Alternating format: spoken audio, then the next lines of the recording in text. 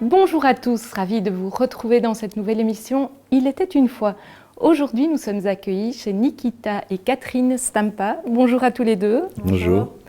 Nous nous retrouvons quelques jours avant votre départ, puisque le 1er mai, vous partirez d'Orval en direction de Sarajevo pour un long pèlerinage de la paix. Au cours de cette émission, nous découvrirons le documentaire « Les pèlerins de la paix » qui vient d'être réalisé et nous retrouverons Thomas Rémy et sa séquence théologique consacrée cette fois au dogme. Alors Nikita Stampa, comment vous est venue l'idée de ce pèlerinage pour le moins inhabituel ? D'abord, ça fait des années que je fais des pèlerinages en solitaire ou avec un ami qui m'ont amené jusqu'au mont Athos. Mais là, c'est venu progressivement, je dirais, ou en tout cas en 2 temps. Le premier temps a été suite à un accident très grave que Catherine a eu.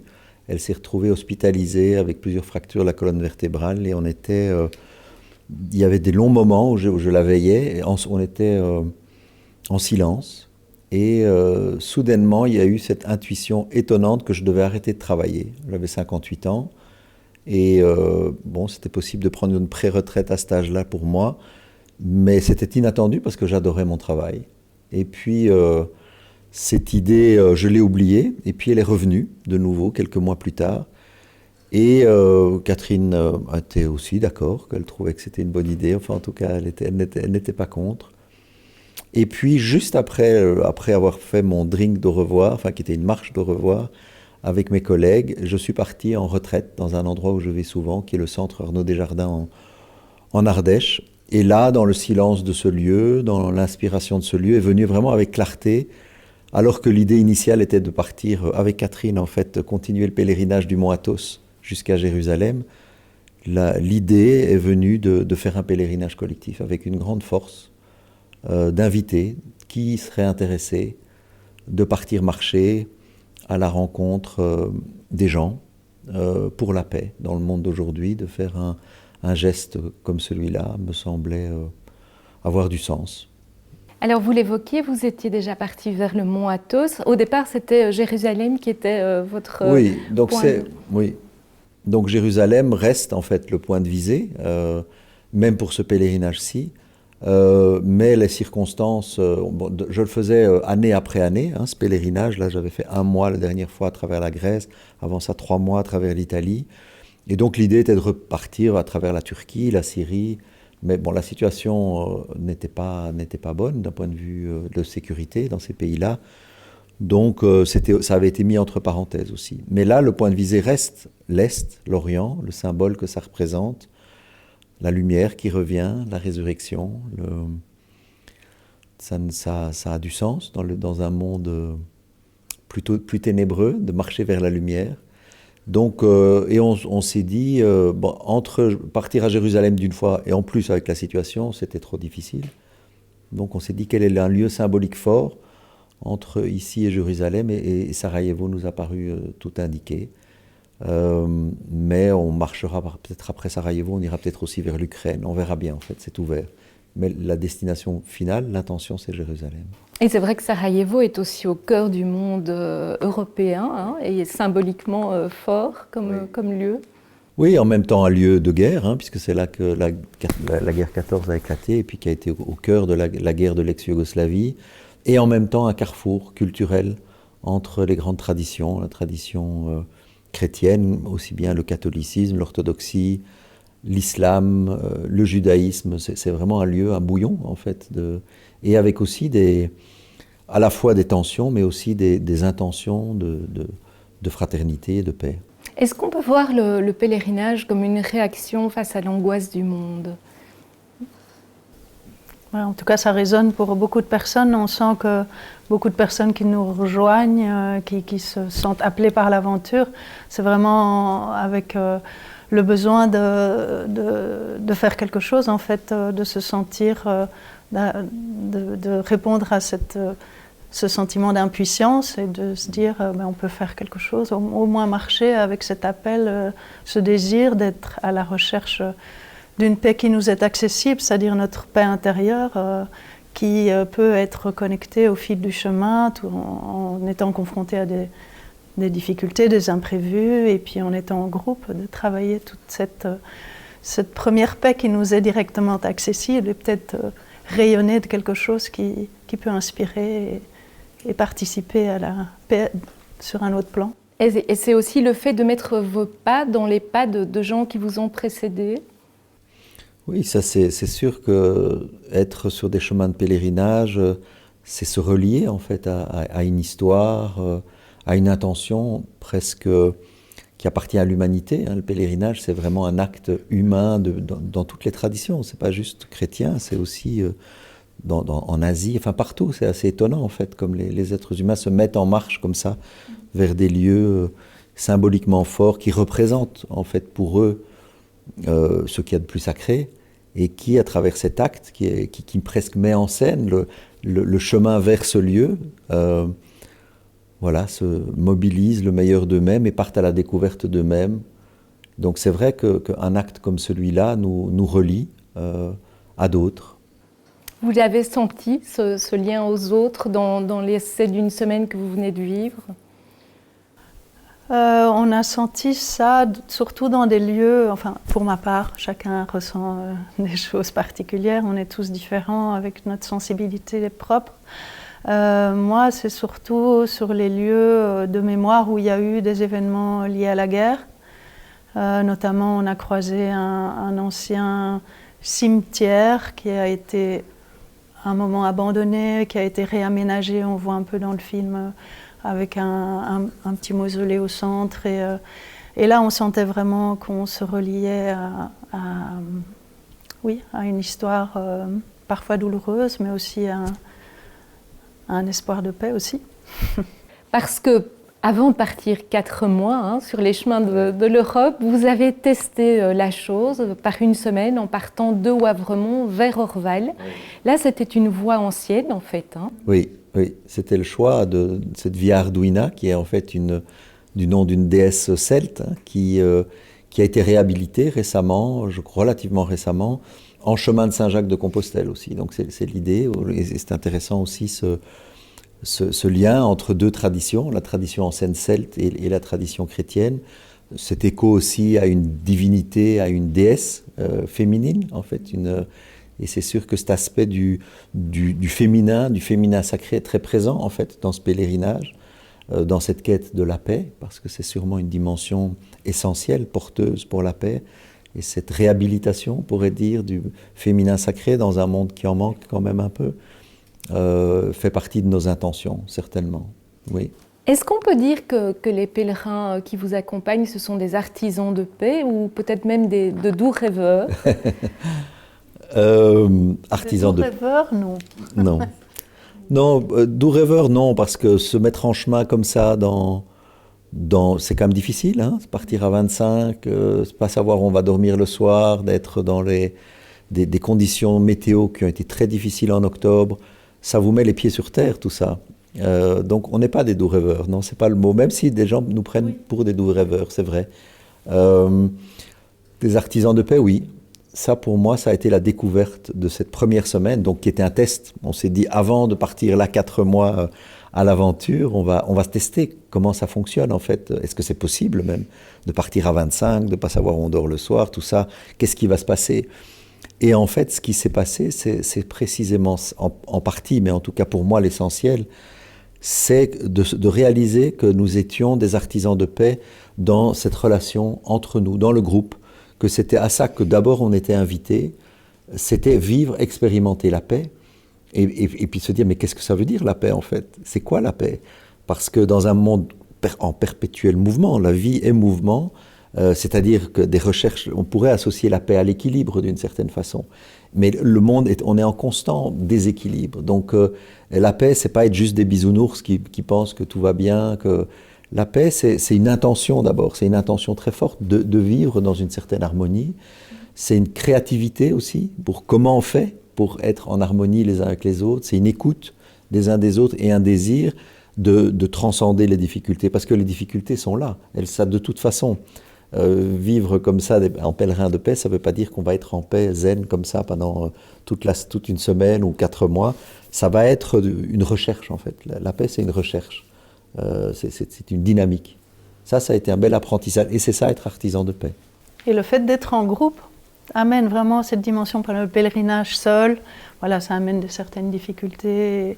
Mais le groupe, en fait, amène une dimension qui permet vraiment ce cheminement intérieur et de travail pour une paix, d'abord. Voilà, plus au niveau du groupe, mais qui peut rayonner, quoi. Eh bien, je vous propose de regarder un extrait du documentaire d'Alain Laurent qui a participé à cette semaine de pèlerinage pour la paix. Est-ce que c'est assez gingembre? Il y a quoi? Ça a l'air super. C'est ça au-dessus d'une bassine. Je sais pas si tu as les odeurs aussi, mais ça sent drôlement bon. Hein. Ajoutez volontiers corail, l'eau, le lait de coco, les épices. Après, on rajoute tout et on mélange. Quelqu'un sait où est la balance?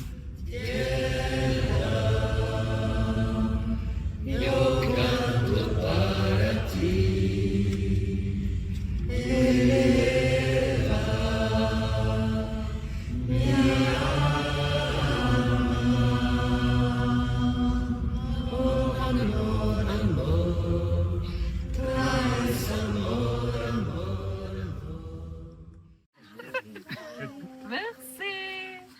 Okay, very good.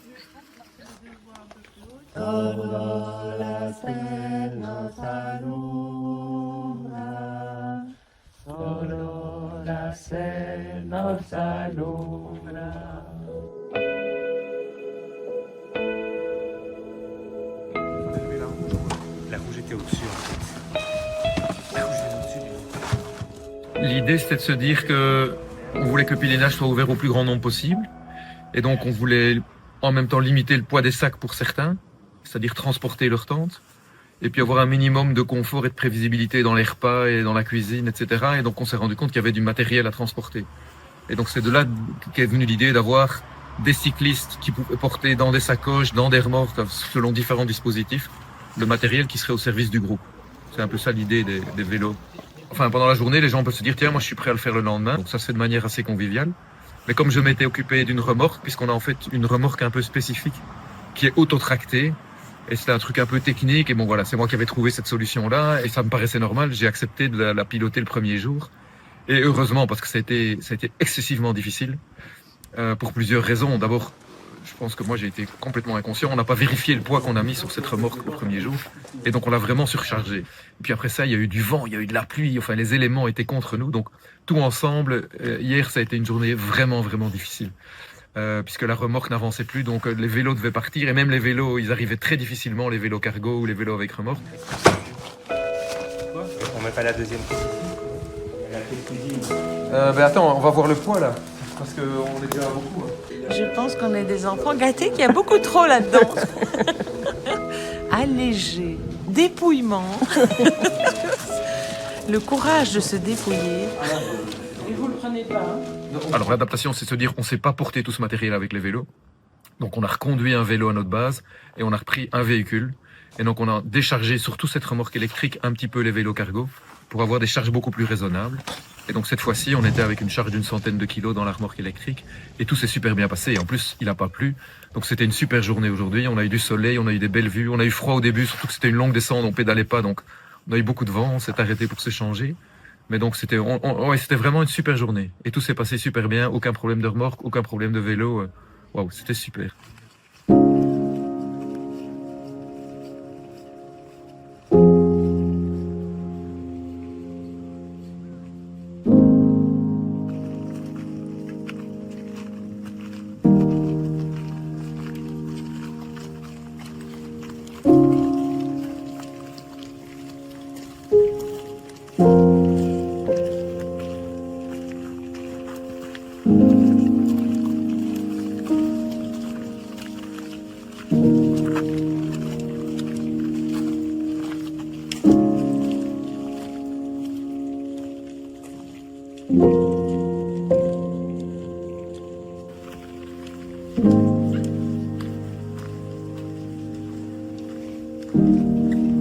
Que retenez-vous de cette semaine que vous avez vécue ensemble à l'automne ?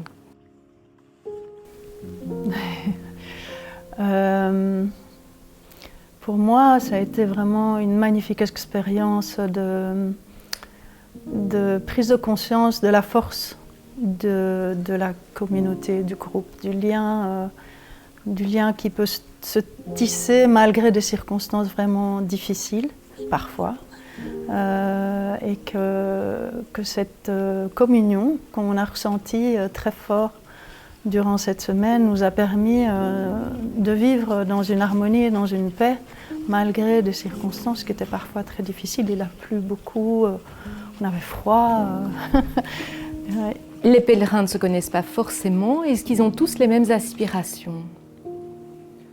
Oui, enfin, donc ils ne se connaissent pas tous, en effet, et non seulement ils ne se connaissent pas, mais ils sont très différents à beaucoup d'égards. Ils ne sont pas dans le même état de force physique, ils n'ont pas le même âge, ils n'ont pas les mêmes relations à la spiritualité, aux traditions. Donc il y a énormément de différences, et malgré tout, voilà, il y a quelque chose qui est commun dans... Et on a beaucoup travaillé ça en fait. Avant de partir, on s'est vu plusieurs fois au monastère de Wavremonts justement. On a fait 3-4 temps de préparation où on a forgé vraiment une intention commune. Trouver les mots qui résonnaient pour chacun de nous. On a 10 orientations et ça c'est une dimension essentielle en fait. Parce que ce qui a permis cette paix, c'est notamment ça. Il y a une force d'harmonisation qui vient d'une intention collective, d'une intention. Chacun vient avec sa couleur, avec sa sensibilité, sa façon de l'exprimer, mais on a trouvé des mots, des façons d'exprimer ce désir commun qui fait que chacun y adhère profondément, qui vibre avec. C'est pas juste une adhésion intellectuelle. Ça a été c'est une dimension très très importante qui a amené cette paix. Il y a aussi la dimension du chant qui a été Catherine pourra en parler, mais qui a été vraiment aussi une force d'harmonisation, et des temps de rituels aussi. On se rend compte que pour vivre en communauté, on a à mettre en place certains rituels. Alors c'est difficile parce que dans une situation comme celle-là, puisque par définition, on a voulu ce pèlerinage ouvert à tous, c'est-à-dire que ce n'est pas un pèlerinage essentiellement chrétien, c'est vraiment multiconfessionnel, et même aussi pour des gens qui n'ont pas de confession, qui sont athées. On veut être comme un microcosme du monde et réaliser, vivre la paix dans cette diversité. Mais en même temps, les rituels sont essentiels, on s'en rend compte, pour se connecter à un certain niveau de notre être. C'est important d'avoir cet temps. Donc on a créé ensemble des rituels simples, où il y a du chant, où il y a l'expression de nos intentions, où il y a l'expression d'une parole dans un certain contexte, où il y a l'expression de la gratitude. Voilà, de trouver de rythmer nos journées de rituels, ça a été aussi un facteur vraiment important de pacification, on peut dire. Et il y a le bâton de la paix qui se trouve près de vous. Le bâton de la paix. Alors, expliquez-nous, de quoi s'agit-il? Tu veux expliquer? Ben voilà, on avait envie d'avoir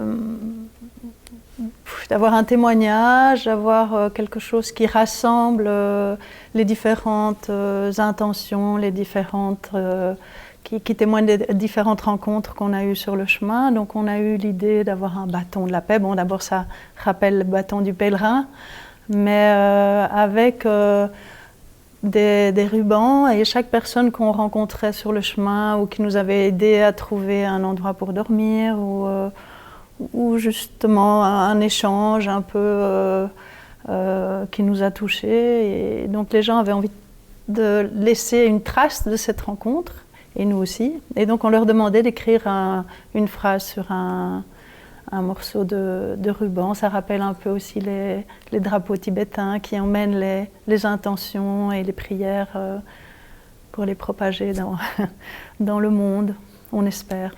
Alors au cours de ce pèlerinage, il y aura aussi beaucoup de chants, et ça c'est vraiment votre partie à vous, Catherine. Pourquoi est-ce important? Le chant pour moi est vraiment un médium, enfin une manière de se relier qui est au-delà des mots, qui est universelle. On chante dans toutes les traditions, dans tous les pays, et ça permet vraiment de créer un lien subtil, déjà de reliance dans le groupe, pour retrouver une certaine connexion entre nous, Parfois, ça a permis vraiment de dépasser des tensions qu'il pourrait y avoir dans le groupe. On se rend compte qu'une fois qu'on se met à chanter ensemble, il y a quelque chose qui s'ouvre et qui permet de dépasser ces tensions qu'on peut vivre au cours du chemin. Ça permet aussi de rentrer à la rencontre des gens qu'on va croiser sur les chemins, de proposer d'aller chanter dans les églises ou sur la grande place du village et peut-être même apprendre un chant aux gens qu'on croise. Voilà, de par mon parcours, et je chante depuis beaucoup d'années avec un petit groupe de femmes et on a récolté beaucoup de chants de différentes traditions et donc ça permet aussi d'aller peut-être à la rencontre avec les chants de ces régions qu'on va traverser en Bosnie. Voilà. Est-ce que c'est une manière aussi peut-être de prier ensemble? C'est aussi une manière de prier ensemble, oui. C'est une manière d'ouvrir aussi un espace à l'intérieur qui parfois n'est pas accessible à d'autres moments, là, de prier ensemble par les chants qui ne sont pas que sacrés. Il y a des chants sacrés, des chants de tradition populaire, mais qui portent quelque chose d'ancestral et qui permet d'ouvrir ces portes, oui, et de se connecter à une source de manière subtile. Alors, comme chaque fois, nous retrouvons notre youtubeur théologien Thomas Rémy. Cette fois, il s'intéresse au dogme. Bon, on est au XXIe siècle. Est-ce qu'il ne serait pas temps de faire preuve d'un petit peu d'esprit critique et de se débarrasser de tous ces dogmes? Quand on entend le mot dogme, la réaction est souvent immédiate. Rigidité, interdiction, pensée figée. Pour beaucoup, le dogme serait l'exact contraire de la liberté intellectuelle. Quelque chose qu'on devrait accepter sans discuter. Un obstacle à la pensée critique. Mais est-ce vraiment le cas? En réalité, cette méfiance à l'égard du dogme en dit souvent plus sur notre manière moderne de penser que sur le dogme lui-même. Nous vivons dans des sociétés qui valorisent fortement l'autonomie. Autonomie de la raison, autonomie de l'individu, autonomie des choix. L'idéal implicite est clair. Penser par soi-même, ne dépendre de personne, ne rien recevoir comme allant de soi. Dans ce contexte, toute vérité reçue de la tradition apparaît suspecte, et toute autorité qui prétend dire quelque chose de vrai semble menaçante. Mais une question mérite d'être posée honnêtement. Est-il seulement possible de penser à partir de rien? Dans les sciences elles-mêmes, on a appris une chose essentielle. Aucune raison ne se fonde entièrement elle-même. Toute pensée commence par des postulats, par un langage reçu, par un cadre qui est déjà là. Même en mathématiques, il existe des vérités qu'on ne peut pas démontrer à l'intérieur du système. Et toute recherche opère à l'intérieur d'un paradigme, un ensemble de présupposés non démontrés qui précèdent l'observation et la rendent possible. Dans les questions de sens, c'est encore plus évident. Personne ne pense en dehors de toute culture, ou hors de toute langue, hors de toute tradition. La vraie liberté ne consiste donc pas à ne rien recevoir, elle consiste à choisir comment on se situe par rapport à ce qui nous est donné. Et c'est exactement là que le dogme intervient. Contrairement à ce qu'on imagine souvent, le dogme n'est pas tombé du ciel tout fait. Il est le fruit d'un long travail, un travail de réflexion, de discernement, de prière, de débat, parfois même de conflit. Dans le christianisme, les dogmes apparaissent presque toujours en situation de crise, quand une interprétation menace de réduire l'évangile, quand une compréhension risque de faire perdre le cœur de la foi. Prenons un exemple célèbre. Au IVe siècle, une question déchire les chrétiens. Jésus est-il simplement un homme exceptionnel, ou est-il vraiment fils de Dieu? Le concile de Nicée ose alors une formule audacieuse. Jésus est de même nature que le Père homoousios. Ce mot n'est pas biblique, il est philosophique, et il pose immédiatement de nouveaux problèmes. Mais pourquoi l'Église l'emploie-t-elle? Pas pour enfermer la pensée, mais pour préserver une expérience essentielle. Celle d'un salut qui vient vraiment de Dieu, et pas seulement d'un héros religieux. Autrement dit, le dogme n'est pas une réponse qui clôt, c'est une balise qui empêche de sortir de la route. Le dogme ne dit pas tout, il dit « Attention, par là tu te perds ». C'est pour cela qu'on peut dire que le dogme n'est pas un carcan, mais une boussole. Il ne remplace pas la réflexion, il lui donne une orientation. D'ailleurs, un dogme n'est jamais une formule morte.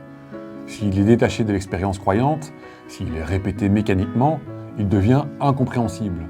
Un dogme doit être réapproprié, réanimé par la théologie, par la vie spirituelle, par la pratique. Alors, le dogme empêche-t-il de penser? En réalité, c'est souvent l'absence de repères qui rend la pensée stérile. Quand tout se vaut, quand rien n'est orienté, quand il n'y a plus de nord. Le dogme empêche surtout d'absolutiser le relatif. Il rappelle que certaines choses ne peuvent pas être négociées sans perdre l'essentiel. Et paradoxalement, cela libère. Car on peut alors penser, créer, chercher, discuter sans craindre de perdre le cœur de la foi à chaque pas. Dans ce contexte, ce garde-fou qu'est le dogme peut redevenir ce qui ne devrait jamais cesser d'être, non pas une fin, mais un point de départ. Nikita Stampa, est-ce que le dogme peut être une boussole ? D'abord, je trouve que c'est important qu'un théologien donne un éclairage de cette nature-là pour changer. C'est quand même un thème difficile, celui du dogme. C'est quelque chose où, enfin moi en tout cas, très souvent, je me sens un peu contracté quand j'entends parler de dogme et de le présenter comme une boussole plutôt qu'un carcan. Ça déjà atténue un peu l'impression qu'on peut ressentir. J'ai récemment entendu un moine orthodoxe qui parlait du dogme d'une façon vraiment qui m'a intéressé, c'est-à-dire que pour lui, c'était une façon d'arrêter aussi le débat intellectuel pour plonger dans un autre espace qui est celui du cœur, qui nous permet en fait de nous relier. C'est vraiment avec le cœur qu'on va se relier avec le divin, c'est pas avec l'intellect. L'intellect, oui, c'est la boussole qui va pointer dans cette direction-là. Mais de voir le dogme comme quelque chose qui nous invite en fait à occuper, à habiter un autre lieu de nous-mêmes, qui est celui du cœur, ça je trouve que c'est intéressant, c'est une façon intéressante d'approcher ce thème difficile. Revenons-en au pèlerinage de la paix. Sera-t-il possible de vous rejoindre en cours de route ? Oui, heureusement, parce qu'on ne va pas partir comme ça. Tout le monde n'a pas la disponibilité de partir 4 mois, il y a 2000 km, 4 mois de marche. Donc les gens vont venir 15 jours, 3 semaines, 1 mois pour certains. Certains vont marcher toute la durée. Et on arrêtera de marcher le dimanche, c'est-à-dire le dimanche sera un jour d'arrêt, de pause, de Shabbat, et ce sera le moment d'accueillir ceux qui nous rejoignent et de dire au revoir à ceux qui partent. Donc voilà, ce sera rythmé en fait par des flux constants de nouveautés, de nouvelles personnes qui vont nous rejoindre, de personnes qui vont repartir, c'est ça l'idée. Donc je vous dis, il y a environ 100 personnes aujourd'hui qui se sont inscrites pour marcher à un moment ou à un autre. Là, on a dû clôturer les inscriptions parce que c'est plus possible de les accueillir là, maintenant, à si peu de temps, juste avant. Ça demande un temps de préparation, d'échange avec nous, etc. Donc voilà, on va en rester sans doute à une bonne centaine de personnes qui vont aller, venir sur le pèlerinage. Certains vont venir et puis revenir plus tard. Voilà. Eh bien, Nikita et Catherine, merci de nous avoir accueillis aujourd'hui. Bonne marche à vous. Merci à vous de nous avoir suivis. N'hésitez pas à rejoindre Catobel sur les réseaux sociaux et à très bientôt pour une prochaine rencontre. Au revoir.